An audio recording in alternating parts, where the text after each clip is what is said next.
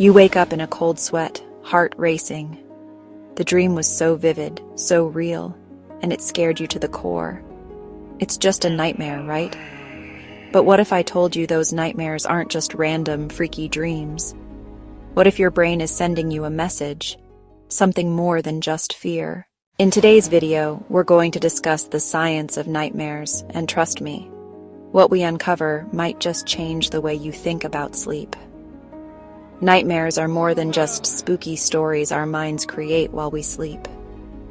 They are disturbing, vivid dreams that often trigger intense fear, anxiety, or sadness. And they're very common, affecting nearly 50% of people at some point in their lives. But why do they happen? Here's the kicker. Nightmares aren't just random. They're connected to our brain's emotional regulation system, especially the limbic system, which controls emotions like fear and stress. At their core, nightmares are our mind's attempt to process emotions we haven't fully dealt with during the day. The brain is pretty wild, right? But even wilder when it comes to sleep. During the REM, or rapid eye movement, phase of sleep, our brains are highly active, almost like we're awake, but our bodies are paralyzed. This is when the most intense dreams, including nightmares, happen. Researchers believe nightmares are a survival mechanism. They help us rehearse fear responses so we're ready to face real threats. In a way, it's like a training ground for our brain. But here's the thing. Sometimes our brain doesn't just rehearse real-world fears. It also replays old traumas, unresolved anxieties, or stresses that we haven't worked through yet. It's like a glitch in the system. Our brain trying to figure out unresolved problems while we sleep. What triggers nightmares?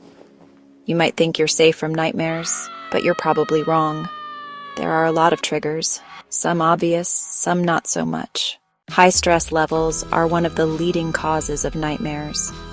When your waking life is full of unresolved tension, your brain works overtime at night to process those emotions.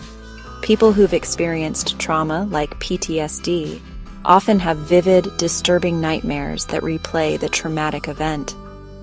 In a sense, the brain is trying to make sense of something it can't fully process during the day. Conditions like sleep apnea and restless leg syndrome disrupt sleep and can trigger nightmares. When your body is fighting for air or moving around, your brain doesn't get the deep, restorative rest it needs, leading to more nightmares. Certain medications, especially antidepressants and sleep aids, can mess with the brain's chemistry, leading to more intense dreams and nightmares. Heavy meals, alcohol, or recreational drugs before bed can interfere with sleep cycles, making nightmares more frequent. One of the most disturbing connections we see with nightmares is the link to post-traumatic stress disorder, or PTSD. When someone experiences trauma, their brain locks that memory away.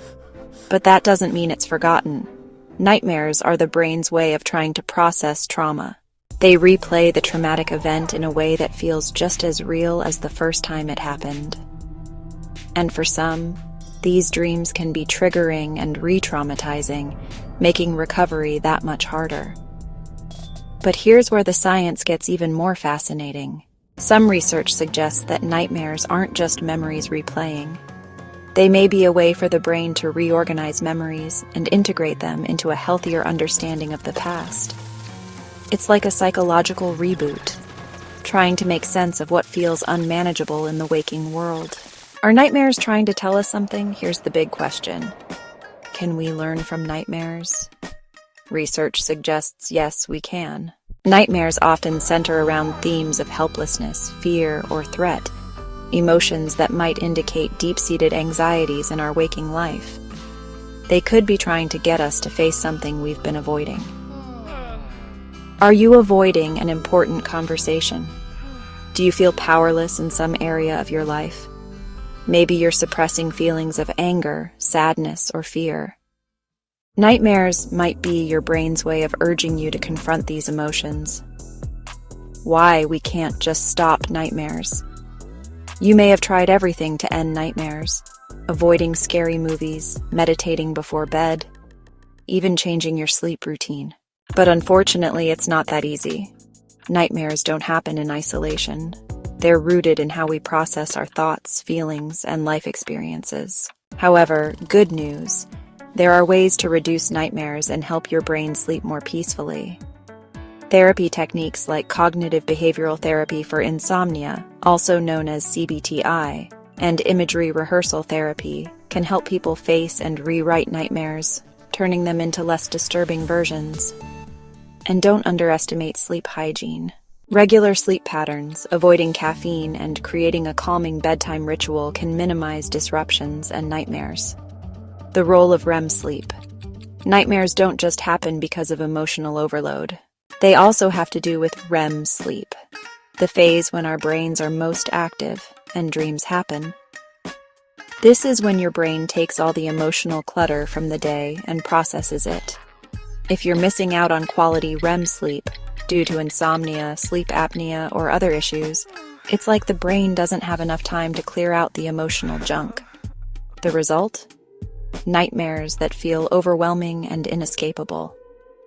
Nightmares can be terrifying, but they also hold the power to help us heal. They can be a wake-up call, nudging us to address unresolved emotions or past trauma. They can also remind us that our emotional health needs attention, and we should never ignore it. So, the next time you wake up after a nightmare, instead of brushing it off, consider what your mind might be trying to tell you. Could it be time to confront something you've been avoiding? Or maybe your brain is reminding you that it's time for a mental health reset. Nightmares aren't just scary dreams. They're messages from your mind, begging to be heard.